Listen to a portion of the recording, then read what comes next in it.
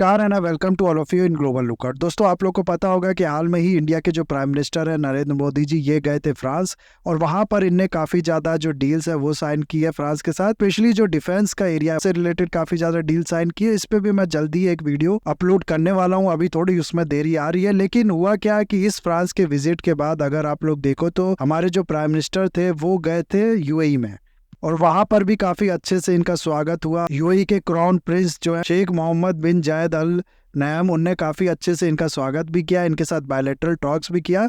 और इंडिया और यूएई ने, आप लोग ने अब तक सुना भी होगा कि दो बहुत ही ज्यादा इंपॉर्टेंट डील जो है वो साइन की है। उसके बारे में हम लोग डिस्कस करने वाले हैं इस वीडियो में। इसमें से एक डील जो है वो इकोनॉमी से रिलेटेड है और काफी ज्यादा आप लोग कह सकते हो कि इंपॉर्टेंट डील है ये इंडिया के लिए, और दूसरी डील जो है वो एजुकेशन वगैरह से रिलेटेड है। तो सबसे पहले जो इकोनॉमी वाली डील है ना, उसको हम लोग देखते हैं। इसमें क्या हुआ है कि इंडिया और यूएई ने मिलकर एक पैक्ट साइन किया है जिसमें ये कहा है दोनों कंट्रीज ने कि हम लोग लोकल करेंसीज में ट्रेड हो, इसके लिए फ्रेमवर्क तैयार करेंगे। यानी कि लोकल करेंसी में ये लोग ट्रेड करेंगे, डॉलर का इस्तेमाल ट्रेड में बंद करेंगे। आप लोग को पता होगा कि वैसे ही डी डॉलराइजेशन का जो दौड़ है, एक तरीके से आप लोग कह सकते हो कि ट्रेंड है, वो चल पड़ा है। बहुत सी कंट्रीज ऐसी हैं, खासकर से एशिया की, अफ्रीका की कंट्रीज ऐसी हैं जो कि डॉलर पे डिपेंड नहीं रहना चाहती है, डॉलर में ट्रेड नहीं करना चाहती हैं। और इसके साथ से बहुत सी ऐसी करेंसी हैं जो कि डॉलर की जगह आप लोग कह सकते हो लेना चाहती है। इंडिया भी अपना जो रुपया है उसको इंटरनेशनलाइज करना चाहता है और बहुत सी कंट्रीज से इंडिया बात कर रहा है कि आओ हम लोग रुपए में ही ट्रेड करें। एटलीस्ट नहीं बाकी कंट्रीज से, तो बायलैटरली हम लोग कम से कम रुपए में ट्रेड करते हैं। 18 ऐसी कंट्रीज है जो न्यूज आई थी मार्च और अप्रैल में, उसके अकॉर्डिंग जो तैयार भी है इंडिया के साथ रुपए में ट्रेड करने के लिए, जिसमें से यूएई भी एक कंट्री थी, जिसके लिए अब यूएई ने, आप लोग कह सकते हो कि फॉर्मली जो ये एग्रीमेंट है ये साइन भी कर लिया। और ये जो यूएई के साथ ये डील है, ये एग्रीमेंट है, आप लोग कह लो कि ये अगर बाकी किसी कंट्री के साथ इंडिया साइन करता ना तो उससे बहुत ही ज्यादा बड़ी बात है। यानी कि बाकी किसी कंट्री के साथ इंडिया कुछ इस तरह की डील साइन करता तो वो उतनी बड़ी बात नहीं होती जितना यूएई के साथ साइन करने के बाद हुआ। क्यों? क्योंकि उसका रीजन अगर आप लोग देखो तो यहाँ आप लोग को मिल जाएगा। इसमें अगर आप लोग रशिया को छोड़ दो, जिसके साथ भी इंडिया ने रुपए में ट्रेड किया, और अब तो रशिया मना भी कर रहा है रुपए में ट्रेड करने के लिए। रशिया कह रहा है हम लोग को युआन में पेमेंट करो। फिर भी हम लोग जानते हैं कि रशिया के साथ रुपए में ट्रेड किया भी है इंडिया ने, लेकिन उसको अगर आप लोग छोड़ दो तो यूएई आप लोग को मिलेगा यहाँ इस लिस्ट में टॉप पे। टॉप ट्रेडिंग पार्टनर की जो लिस्ट है वो है ये इंडिया के लिए। इसमें अगर आप लोग देखो तो उन 18 कंट्रीज में से कोई भी आसपास आप लोग के यूएई के नहीं मिलेगा। बहुत सारी कंट्रीज आप लोग को नीचे ही मिलेंगी, लेकिन यूएई अगर आप लोग देखो यहाँ पर तो यूएसए, चाइना के बाद इंडिया का सबसे बड़ा ट्रेडिंग पार्टनर है। यानी कि तीसरा सबसे बड़ा ट्रेडिंग पार्टनर है इंडिया के लिए। और सिर्फ यही नहीं, लास्ट ईयर आप लोग को पता होगा इंडिया और यूएई ने साइन किया है कोऑपरेटिव इकोनॉमिक पार्टनरशिप एग्रीमेंट, जिसमें अगर आप लोग कह सकते हो कि दोनों कंट्रीज ने बात की थी कि हम लोग अपने यहाँ जो ट्रेड है उसको और आसान बनाएंगे, जो कस्टम ड्यूटीज है उस सबको कम करेंगे। और इसके बाद अगर आप लोग देखो सिर्फ एक साल में 20% ये जो ट्रेड है दोनों कंट्रीज के बीच में इस एग्रीमेंट साइन करने के बाद वो बढ़ा। एक साल भी आप लोग कह सकते हो कि पूरा नहीं हुआ है, क्योंकि ये जो डाटा है ये 2022-23 का ही है। ये इंक्रीज किया है लास्ट ईयर के कंपैरिजन में 20%। इसीलिए कहा ये जा रहा है कि अभी तो सिर्फ एक साल हुआ है, आने वाले सालों में इंडिया और यूएई का जो ट्रेड है वो और भी ज्यादा बढ़ने वाला है। 2030 तक की अगर हम लोग बात करें तो ऐसा बताया जा रहा है कि इंडिया और यूएई में जो नॉन ऑयल ट्रेड है, सिर्फ नॉन ऑयल ट्रेड, ऑयल को अगर आप लोग किनारे कर दो तो ये अकेले 100 बिलियन यूएस डॉलर तक का हो जाएगा। तो आने वाले टाइम में बहुत तेजी से ये बढ़ने वाला है। और अभी क्या था कि इंडिया के रुपए और यूएई का जो दिरहम है, इसके बीच में आप लोग कह सकते हो कि एक कोई डायरेक्टली एक्सचेंज मार्केट नहीं था। यानी कि इंडिया का कोई सेलर अगर यूएई से कुछ मंगाना चाहता है तो इंडिया का सेलर क्या करता था कि पहले उसका जो रुपए है उसको कन्वर्ट करता था डॉलर में, जिससे डॉलर की डिमांड क्रिएट होती थी। और क्या होता था कि जो रुपए की सप्लाई है वो बढ़ती थी, तो रुपए यहाँ पर कमजोर हुआ और डॉलर मजबूत हुआ। और फिर क्या होता था कि ये डॉलर ये पेमेंट करता था सेलर को, और वो फिर यूएई में ले जाके इसको कन्वर्ट करता था दिरहम में, और फिर दिरहम लेके वो घर जाता था।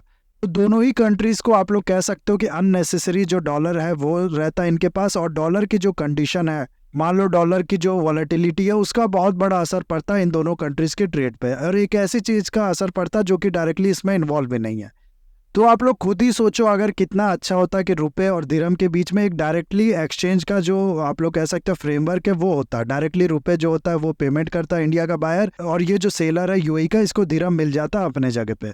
यही डायरेक्ट एक्सचेंज मार्केट जो है इन सुविधा को बढ़ाने के लिए इन दोनों कंट्रीज के बीच में स्टैब्लिश करने की बात की गई है। पूरा फ्रेमवर्क जो है दोनों कंट्रीज मिलकर तैयार करेंगे। इससे फिर ट्रेड करना बहुत ज़्यादा आसान हो जाएगा। और बात सिर्फ ट्रेड की नहीं है, इसके अलावा अगर आप लोग देखो ना तो आप लोग को पता होगा कि इंडिया जो है वो रेमिटेंस के मामले में नंबर 1 कंट्री है। यानी कि सबसे ज़्यादा इंडिया जो रेमिटेंस है वो रिसीव करता है। रेमिटेंस आप लोग को पता होगा कि जो भी इंडियंस बाहर जाते हैं, बाहर काम करते हैं, वहाँ पर जो पैसा ये कमाते हैं उसमें से कुछ पैसा अपने परिवार को इंडिया में भेजते हैं और इसी चीज़ को कहा जाता है रेमिटेंस। इसमें इंडिया नंबर 1 कंट्री है, यानी कि सबसे ज़्यादा रेमिटेंस इंडिया में ही आता है। और इसमें भी अगर आप लोग देखो ना तो यूएई आप लोग को मिलेगा टॉप की कंट्रीज़ में जहाँ से रेमिटेंस इंडिया को आता है।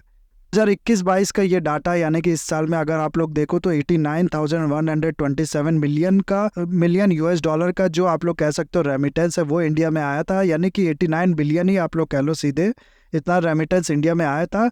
और ये पिछले साल का डाटा, इस साल का अगर आप लोग डाटा देखो तो ये 100 बिलियन भी क्रॉस कर चुका है। और ये रेमिटेंस बहुत सी जगहों से आता है, वेस्टर्न कंट्रीज से, यूएसए, यूके जैसी कंट्रीज से आता है, फिर मिडल ईस्ट से भी आता है। 2020-21 में आरबीआई का एक सर्वे है, उसके अकॉर्डिंग अगर आप लोग देखो तो सबसे ज़्यादा ये जो रेमिटेंस है ये आता है यूएसए से। उसके बाद दूसरे नंबर पे आप लोग को मिलेगा यूएई, जहाँ से टोटल 18% रेमिटेंस इंडिया में आता है। तो इस पैसे को भी इंडिया में भेजने के लिए यूएई से आप लोग कह सकते हो कि जो कन्वर्ट करना पड़ता है डॉलर में, फिर डॉलर को यहाँ रिसीव करके रुपए में कन्वर्ट करना पड़ता है, उनकी ज़रूरत खत्म हो जाएगी। और इन सब के अलावा आप लोग देखो तो एक अलग से जो एक्सचेंज मार्केट है और दिरहम के बीच में वो भी इस्टेब्लिश होगा। इन्हीं चीज़ों को, इन्हीं फ़ायदों को देखते हुए आप लोग कह सकते हो कि ये जो डील है, ये जो पैक्ट साइन हुआ है दोनों कंट्रीज़ के, इसमें बहुत ज़्यादा फ़ायदा होने वाला है फ्यूचर में इंडिया को और साथ ही साथ यूएई को भी। इंडिया के लिए क्या फ़ायदा होगा वो मैं अगर आप लोग को बताऊं यहाँ पर, तो सबसे पहले तो इंडिया का जो रुपये है उसके लिए डिमांड क्रिएट होगी तो रुपये जो है वो स्ट्रांग होगा। और उसके अलावा अगर आप लोग देखो ना तो अभी जो ये ट्रेड डेफिसिट था इंडिया का, वो इंडिया पे कर देता था डॉलर में यूएई को। लेकिन अब क्या होगा कि क्योंकि इंडिया रुपए में पेमेंट करेगा, यूएई के पास रुपए जाएगा और इस रुपए का आप लोग कह सकते हो कि यूएई के पास और कोई यूज नहीं बचेगा बल्कि इंडिया की ही इकोनॉमी में इस्तेमाल करने के अलावा। तो यूएई क्या करेगा, या तो वो इन रुपए का इस्तेमाल करके इंडिया में इन्वेस्टमेंट कर दे, इससे उसका फायदा, ऐसे वो इन रुपए का इस्तेमाल कर सकता है, या फिर इन पैसे का इस्तेमाल करके वो कुछ सामान ही मंगा ले इंडिया से, यानी कि इंडिया से भी अपनी जो इंपोर्ट है वो बढ़ाए। इन दोनों ही केस में अगर आप लोग देखो जो ट्रेड डेफिसिट है दोनों कंट्रीज के बीच में वो कम होगा ना। यहाँ पर आप लोग कह सकते हो कि क्या यूएई जो है वो इसको कन्वर्ट करके रुपए जो उसके पास होगा उसको दिरहम में कन्वर्ट करके पूरा बाहर लेके नहीं जा सकता? तो बिल्कुल वो जा सकता है, लेकिन इंडिया में क्या है कि कंप्लीट कन्वर्टिबिलिटी नहीं है, इसीलिए एक साथ बहुत ज़्यादा पैसा जो यूएई है वो नहीं कन्वर्ट कर पाएगा। और अगर कर भी लेता है तो इंडिया जो है वो इस समय इमर्जिंग इकोनॉमी है, दुनिया भर की कंट्री जो है वो इंडिया में इन्वेस्ट करना चाहती है, इसीलिए यूएई को भी यही फायदा लगेगा कि वो इंडिया में इन्वेस्ट ही करे, को कन्वर्ट करके वापस ले जाने के बजाय। इससे इंडिया में इन्वेस्टमेंट बढ़ेगा। तो ये फ़ायदा जो है ये आप लोग कह सकते हो इंडिया को मिलेगा। और सबसे बड़ा फ़ायदा तो ये है कि एक ऐसी चीज़ का जो इन दोनों कंट्रीज़ के कंट्रोल में नहीं है, यानी कि यूएस डॉलर का जो वॉलेटिलिटी है उसका इन्फ्लुएंस जो है इन दोनों कंट्रीज़ के ट्रेड पे नहीं पड़ेगा। इसीलिए दोनों कंट्रीज़ ने ये फ्रेमवर्क जो है ये बनाने की बात की है और अब तो ऑफिशियली जो एग्रीमेंट है वो भी दोनों कंट्रीज़ ने साइन कर लिया। यहाँ पर ये जो आरबीआई का आप लोग कह सकते हो कि स्टेटमेंट है वो है पूरा यहाँ पर। और इसमें देखो अगर आप लोग तो यहाँ पर 2 मेमोरेंडम ऑफ अंडरस्टैंडिंग जो है वो सिर्फ इकोनॉमी से रिलेटेड, यानी कि इस चीज़ से रिलेटेड इंडिया और यूएई ने साइन किया है, ऐसा इसमें कहा गया है। मेमोरेंडम ऑफ अंडरस्टैंडिंग है वो है इसी से रिलेटेड कि हम लोग जो ट्रांजैक्शन है रुपए और दिरहम में करने के लिए इसको करने के लिए फ्रेमवर्क बनाएंगे। लोकल करेंसी में जो ट्रेड है उसे करेंगे। LCSS इसको नाम दिया जा रहा है, यानी कि लोकल करेंसी सेटलमेंट सिस्टम। और यानी कि ये जो लोकल करेंसी है उसमें सेटलमेंट करेंगे दोनों यूएई और इंडिया जो भी ट्रेड ये लोग करेंगी उसको, और इसको लेके जो फ्रेमवर्क की ज़रूरत पड़ेगी वो ये लोग तैयार करेंगे। दूसरा अगर आप लोग यहाँ पर देखो मेमोरेंडम ऑफ अंडरस्टैंडिंग जो साइन किया गया वो किया गया कि पेमेंट सिस्टम जो है दोनों कंट्रीज़ का, यानी कि इंडिया का यूपीआई और ऐसे ही यूएई का भी एक पेमेंट सिस्टम है IPS, यानी कि इंस्टेंट पेमेंट सिस्टम। इन दोनों के बीच में जो इंटरलिंकेज है वो बनाया जाएगा, यानी कि दोनों को कनेक्ट किया जाएगा। आप लोग यहाँ से अगर कोई सामान यूएई से मंगाते हो तो उसकी पेमेंट अपने यूपीआई से ही कर सकते हो। यहाँ आप लोग पेमेंट करोगे रुपए में और वहाँ फिर उस पर्सन को जिससे आपने सामान मंगाया उसको ये पेमेंट मिल जाएगा दिरहम में। अब होता क्या है कि इस तरीके का जो सिस्टम होता है ना, जो इंटरनेशनल पेमेंट होता है, ये बहुत हद तक काम करता है मैसेजिंग पे। यानी कि ऐसा नहीं है कि जैसे ही आप लोग ने यहाँ पर पैसा भेजा 100 दिरहम में, मान लो कोई पेमेंट की, रुपए में आप लोग ने पेमेंट की, 100 दिरहम के बराबर ये पेमेंट की, तो ऐसा नहीं है कि जो भी बैंक्स इसमें इन्वॉल्व होंगे वो तुरंत दिरहम जो है वो पहुंचा के आएंगे उस पर्सन को। ये पूरा चीज़ जो है ये काम करता है मैसेजिंग पे। यानी कि यहाँ पर जिस बैंक को आप पेमेंट करोगे वो एक मैसेज भेज देगी यूएई के एक अपने से लिंक्ड बैंक में कि हमको ये पेमेंट इतने रुपए में मिल चुकी है, इसका दिरहम में जो कन्वर्ट होता है उसको करके आप उस शख्स को पेमेंट कर दो।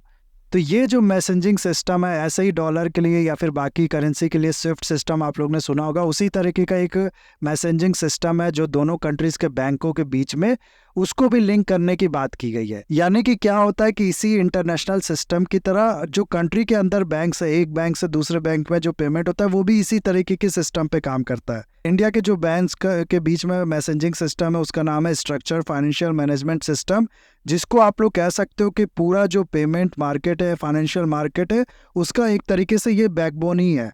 ऐसे ही यूएई का भी मैसेजिंग सिस्टम है। इन सबको आपस में लिंक करने की बात की गई है ताकि जो ये ट्रांसफर है उसको आसानी से ऑन टाइम पे किया जा सके। उसके अलावा अगर आप लोग देखो तो इंडिया का जो रुपया है उसको यूएई का जो स्विच कार्ड है उससे लिंक करने की बात की गई है। इस तरीके के जो सिस्टम है, इस तरीके का पूरा एक तरीके से आप लोग कह सकते हो पूरा लिंक्ड सिस्टम जो है वो बनाने की बात की गई है दोनों कंट्रीज के बीच में। और एक चीज और मैं आप लोग को यहाँ पर दिखाना चाहता हूँ जो कि बहुत ही ज्यादा इंपॉर्टेंट है, वो ये कि इस पूरे जो मेमोरेंडम ऑफ अंडरस्टैंडिंग साइन किया गया है दोनों कंट्रीज के बीच में, इसमें सारे ही पेमेंट को अलाउ नहीं किया गया है। केवल करंट अकाउंट पर अगर आप लोग देखो, करंट अकाउंट में जो पेमेंट किया जाता है उसमें सारे पेमेंट को आसानी से जो है वो ट्रांसफर किया जा सकेगा। ये करंट अकाउंट पेमेंट क्या होता है मैं आगे आप लोग को बताऊंगा। बस अभी आप लोग इतना समझो कि करंट अकाउंट में अगर आप लोग कोई ट्रांसफर कर रहे हो तो जितना आप लोग यहाँ से ट्रांसफर करना चाहते हो तुरंत उतना वहां पर उस शख्स को जिसको ट्रांसफर किया आपने उसको मिल जाएगा यूएई में। और कैपिटल अकाउंट की जहां तक बात है, इसमें सिर्फ वही चीज अलाउ है जो कि परमिट किया जाएगा दोनों कंट्रीज की गवर्नमेंट द्वारा।